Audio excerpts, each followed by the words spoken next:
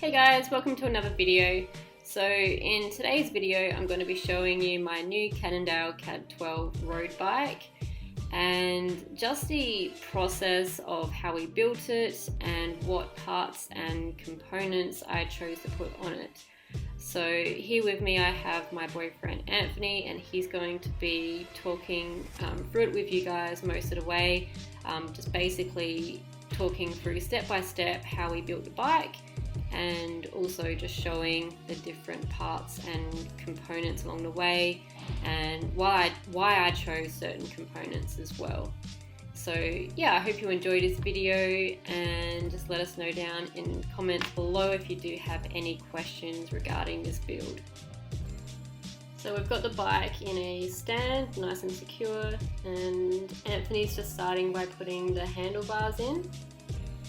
So yeah, basically we're going to do the handlebars first. We're going to get that set in place so we can start positioning things like the levers and the other more important fit parts in before we start doing derailleurs and all the other fancy stuff. Yeah, so I ended up getting the zip handlebars, so these are just alloy and they're the same as what I have on my giant Avail. I find them pretty comfortable, so that's why I went with those, and the stem is just something temporary until I find out what size I need, and then we'll be getting a different stem that I find more aesthetically pleasing. Yeah, so basically, as I said, we're starting to get the levers on here, so we're going to get the fit done as much as we can, set the levers from the start so that way we don't have to adjust anything later and we don't forget that we've already tightened that sort of stuff up. So once we got the bars on, we decided we'll put the derailleurs on as well.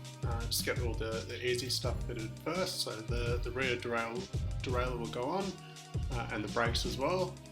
Learned this little trick from an old school Euro mechanic, just to hold the Allen key at the back and spin the brake caliper. It makes it a lot quicker to fit those when you don't have the wheels in. It looks pretty cool as well. I just assumed this was a normal way to do it because I've never seen it done any other way now. Yeah, so at this stage we're going to get the seat posts ready for the fit purposes as well. So since this is a carbon railed saddle, we've had to change out the wedges. So the MB seat post comes with two wedges, one for round and one for carbon rails, which are ovalized. So we're getting that all set up and we're getting them torqued as well, so everything should be ready to go straight out of the box. I think this is the electronic stuff. So that'd be your wireless junction box. Yeah. So that's the part that will talk to the Garmin. So there's a couple of little shift buttons in the levers at the top, and if you press on those with that wireless adapter, this is for the junction box. If you press on those buttons though, that'll change your Garmin screen so you can get it to a whole lot of other stuff as well. But we're just going to fit the junction box and start getting the cables routed at this point. So yeah, so we're just trying to lever that little plug out so we can get the cable snugly in. So the Shimano DR2 comes. Yeah, so this is going to allow the shifters to talk to the derailleurs and have some power with the battery. We're just using this little plastic tool that comes with the shifters, and that basically allows you to pop the cables in. So you only know that they're properly in once you hear a faint click, and unless they've actually clicked into place, they won't be properly connected. So we've done that and made sure everything's all good to go there. So this is the cassette that I chose, and I got a SRAM, even though I've got Shimano Di2. It's a bit of a mismatch, but I don't really care. And SRAM do a 32 cassette that's the lightest on the market, so why not? That's basically the reason behind that. Shimano don't do a cassette that goes above 1132, so the SRAM red cassette takes care of that. So we've gone with that one because it's the lightest on the market, as Nicole said, and it does go to 1132, so you have that extra little bit of gear range. They also have a pretty cool thing which we haven't shown you here, but along the cassette along the cassette body, there's actually no splines there. It's just one single piece of metal, so it's not going to damage your free hub body on your expensive wheels or your expensive hubs. Yeah, so these are the wheels that we're putting on the bike, and they're a DT Swiss. So the DT Swiss, they're hand built, which I've done myself. So the DT350 hub, the best value on the market, the best overall hub for the money. Onto DT Swiss rims and with DT spokes obviously as well. And the Victoria Corsa competition tyres. Yeah, they look sick. I love the gumball tyres, especially with an all black bike. It just makes it pop a bit more. So here we're doing that fit adjustment now, so we're getting the bars leveled and also setting up the levers so that they're level 2. So at this point I'm just trying to adjust the lever into the right position, adjust the first one so it looks correct, and then from there I'll grab the spirit level and try and find a point on each lever which is even, and then match that to the stem, the 2 stem bolts. And you usually do it just by eye, but you can get it pretty close with the spirit level, and just, or any level for that matter, whether it's a ruler or a proper level, it should be all good. So we're just trying to adjust the angle of the levers here as well. So since these bars are a little bit flared towards the outside, we're actually going to bring the levers a little bit inwards so they almost come to a V. Not quite, but just to match the angle of the bar, which is I think about 4 degrees or so, since they flare out 2 centimeters. This is all a little bit technical, but we're just trying to make it visually look correct more than anything. Yeah. And this is just cleaning up the wires? Yeah, so Shimano, a lot of people may run the cables straight along the bars, but Shimano recommend you do a little loop, so that way if your levers do get knocked around in a crash, that the cable's not going to pull out because it's super tight. So you do this little loop around the bottom, so it basically goes down towards the end of the handlebar and then comes back up and goes towards the center. So we're just doing that little loop and then taping all the cables down so everything's nice and neat. Still leaving enough room to fit a brake cable, because that's obviously going to come around there as well. This more wiring? Yeah, so now we're going to start to wire the frame. They come with these little, they're almost like zip ties, but it's more of a clip. So this clip zip tie basically prevents the cable from rattling around in the frame. So we're just going to stuff them all down there using this little Park Tool wiring kit.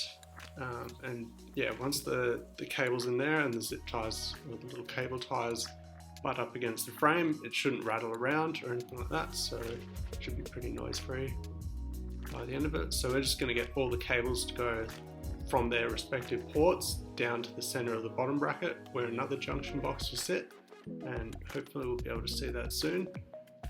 Feeding these through is a little bit of a pain on any internal wired bike, but there are a few little tools that can make it a little bit easier, like the Park Tool kit. The maintenance would be a lot easier though than mechanical, right? On a DR2 system, for sure. It's all done by the junction box and essentially all the software that's inside that. So in terms of maintenance, you don't really have to do anything to the gears themselves. It's usually just a hanger alignment if anything's out. Otherwise, yeah, in terms of, you don't have any replacing of cables like you would with mechanical systems, so especially over winter and wet weather, it's going to be a lot easier in terms of maintenance. So. That's connecting the rear derailleur? Yeah, so as I said, we're getting all the cables to go from their ports down to the center of the bottom bracket, center of the bike. So we've got the rear derailleur there. You can see that cable from the seat tube, that's the front derailleur. And there'll be another one coming from the top of the seat tube, which will be the battery. So you've got 2 from the top. And that's in the seat post? Yeah, so that connects to the battery, which is in the seat post. And we've also, as I said a lot earlier, we've got that that wireless junction box, which will effectively just sit in the seat post as well. So it goes battery, wire, seat post, wireless junction, and then another wire down to the bottom of the bottom bracket. At this point, we're greasing the bottom bracket shell, so we're going to fit the actual bottom bracket to put our cranks in, and from this point we can start fitting a chain and tuning the gears and whatnot. And that's a C-Bear? Yeah, so basically the CAAD12 is a BB30 frame, and since I personally... Which are notoriously noisy. Yeah, they're notorious for being noisy, so you have to, with a standard crankset, go through a lot of things to make them a lot quieter. What we've found is that the CBA units with an adaptive kit effectively, so you can run a standard Shimano or SRAM derailleur, standard Shimano or SRAM crankset. They tend to work a lot better, a lot more noise free, and they tend to be, because they're a ceramic bearing, they tend to be a lot lower in drag. So we've gone with the CBA kit and we greased the hell out of the cup, so that makes a lot less noise basically. Yeah. So I've ran one of these in my CAAD12 for a while and I've had no issues in terms of noise or even increasing drag over time, so it's been a solid unit, and that's why I've gone with one of these as well. So we're just pressing that one in, and you want to press them in one cup at a time. These have little plastic sleeves in the middle, so with your DR2 wires you want them to be all out of the way as possible. So we get that out of the way and then we push the other one in, and then from there it should be all good to go. This is like one of your favourite tools. The little bottom bracket press. Yeah. It's so common. Press fit bearings and bearing systems in mountain bikes are so common these days that you pretty much can't get by without one of these tools these days. So I've decided to go with a Quark power meter. So on my Avail I did have a Stages, but I haven't really been completely satisfied with it for what I paid, and it's not waterproof. It's currently still taped up, which looks pretty shoddy. So gone for the Quark. It's a bit more expensive, but I think it's definitely worth it. And that's got the Dura-Ace chain rings on it. So this is the model is the D0, that's their current generation, and this is the D4, which basically means it's got 4 chainring bolts, so that suits the Shimano chainring pattern. So we've gone with some Dura-Ace chainrings to match the aesthetic on the crank. And now at the moment we're just talking it up. So it's a bit of a mixed bag. I've got like Ultegra Di2, Dura-Ace chainrings, and a SRAM cassette. So if that triggers you, you might want to click off this video. So this is basically why we've ordered the CBA bottom bracket. So that spin. That spin, you get at least like 10-15 revolutions out of it. It's so drag free and it's so smooth. Yeah, it feels really smooth when I ride it. Just checking the torque on the bolts, and at this point now we can put the chain through, so we can start getting the derailleurs tuned. So we're going to get that lined up on the sprocket and then run the chain over the chain rings as well. Generally with a Shimano chain you'll run it on the small chain ring as well to get the chain length correct. So you make it in the smallest 2 gears, smallest 2 physical gears, and then you make the chain so it's just got a little bit of tension in there, and you cut it to that point. And then we've also gone with quick link here since we're running molten speed wax on this bike, so that's effectively where you submerge your chain in wax, so it requires a bunch of cleaning first off. But it's supposed to be a lot lower friction, a lot cleaner, and it will keep the rest of the drivetrain, the cassette and the chain rings a lot cleaner. So we're going to experiment with that and see how that goes. Hopefully it's a bit cleaner. Hopefully it should be a little bit cleaner.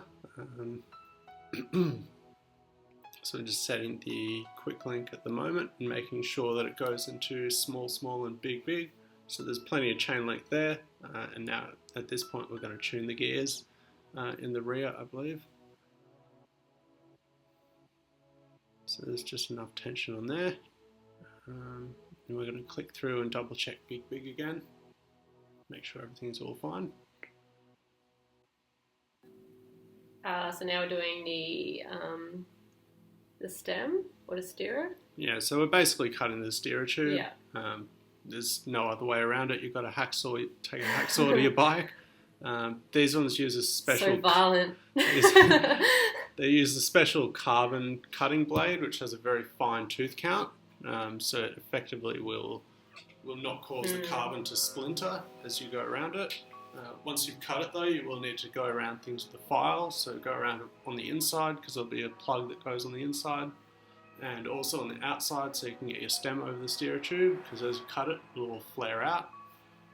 We've put that top cap in, and we've got our little MV compression plug in there too, so we're just torquing that all up to make sure it's all settled. So that's the compression plug, and now we're putting the top cap on. Once you've got the top cap on, then you can start properly tightening the stem.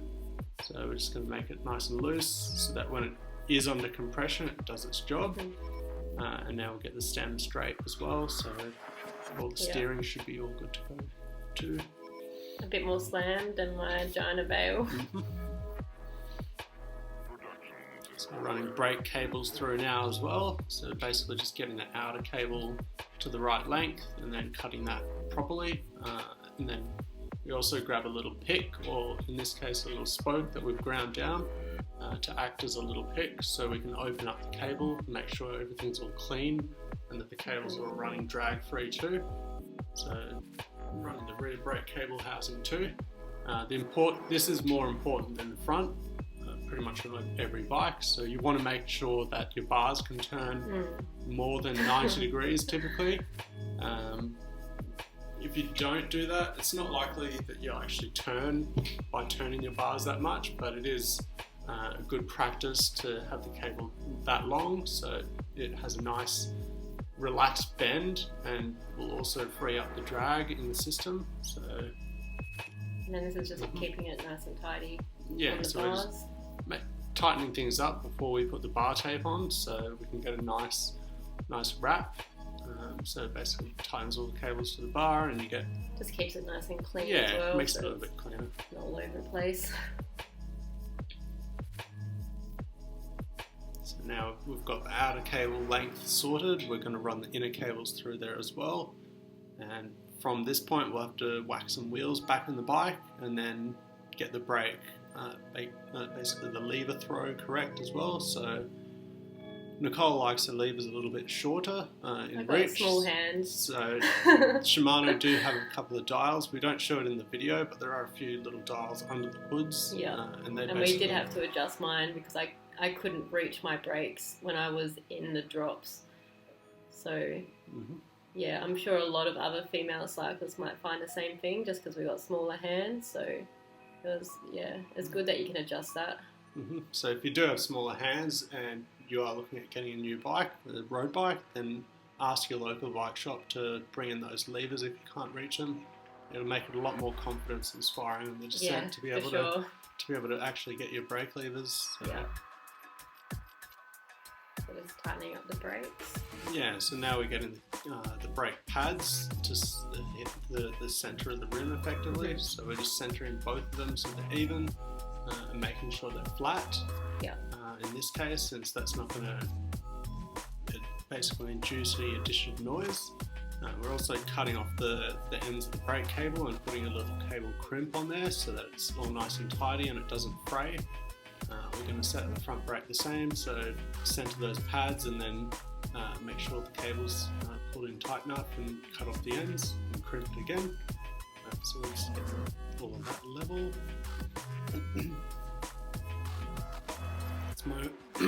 It's my only gripe with the Euro style stands where you take the front wheel out, that you can't do all of that at the same time, the front and the back end. So unfortunately that's just a design fault of that type of work stand, but the seat post ones have their drawbacks as well. They do tend to be a bit easier to work with in terms of setting up things like the brakes and the gears. I suppose with the Euro stands you can set things like your saddle level and bar level and whatnot a little bit easier. I tend to double check that on the ground anyway, but it does make that sort of part easier if the bike is properly level on the stand. So we're just doing the final touches here as well. So we're up to the bar tape. So with this you want to wrap, if you're looking at the open hole in the bar, you want to wrap from the outside to the inside over the top. So basically on the right side that will be in a anti-clockwise direction, and on the left hand side, the non-drive side of the bike, you want that to go in a clockwise direction. So effectively that way if your hands roll in when you're sprinting, that you're going to be pulling in the direction of the tape, and at the tops if you pull back as you're going hard rather than anything else. You've had a lot of practice with this, haven't you? Yeah. When you have It it at the looks top and it looks rolls like back. so well done. When you have it at the top and you have it rolled back, then if you basically grip that way, it's going to pull the bar tape tighter. If you wrap it the other way, then you can tend to loosen it with your standard natural grip, unless you do tend to roll outwards. It depends on the person, but generally that's the way things are done. And then you just use electrical tape to finish it? Just use the electrical tape to finish it. A lot of bar tape comes with finishing tape, but we never tend to use that. Then you end up pushing the little bar end plug at the end as well to finish that off nicely. Yeah. So I went with a Bontrager. This is the Super Tack tape. So it's like it's not quite a microfiber or a gel tape. Yeah. I think it's some sort of synthetic material. I really like it though. It's a rubberized synthetic material, I think. So it feels really, really grippy, and it's excellent when you're riding without gloves, which is what we found. And I've got it on my giant Avail as well, and I really rate it. I really like this bar tape, and it doesn't look dirty. It stays pretty clean, especially if you get black. Black bar tape for the win. Alright, so we're just doing the final touches here as well. So we've fit these Bontrager RXL carbon bottle cages. Same ones I have on my Avail, and I really like them. That's why I decided to go with them for my CAD. They're really easy to get the bottle in and out of, but they still... Oh, and this is the Garmin mount. So KOM Cycling actually sent me this carbon Garmin mount to try out. So yeah, shout outs to KOM Cycling. Thanks for sending me this. I'm going to enjoy testing it out, and I already like it. It's pretty light, and it clips in pretty solid. I think it's like 22 grams or so. We weighed it before we put it on the bike, and yeah, it's one of the probably half the weight of your standard Garmin mount. Yeah. Standing out front now. So this is the final product of my Cannondale CAAD12 build. I'm really happy with it, and I've been on a few test rides with it, and it just rides so smooth compared to my other bike. Really love it, and yeah, if you have any comments or questions, please leave them in the comment section below, and we'll do our best to answer them. Thanks for watching, guys, and I will see you guys again in the next video.